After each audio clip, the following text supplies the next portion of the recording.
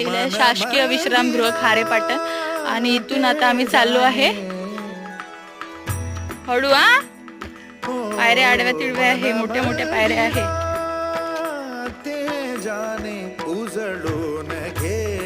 आपण ट्रॅकिंग साठी जाऊ शकतो की नाही वयाच्या 30व्या वर्षी असं वाटते मला. तो जाऊ शकतो, त्याचं सगळं फुसफुस बिसफुस सगळं नवीन आहे ना. हे आहे मंदिर, सुंदर असं हवेशीर मंदिर आहे. अरे बापरे, इथं आल्यानंतर एवढं छान वाटलं. हा असा व्ह्यू दिसतो पूर्ण.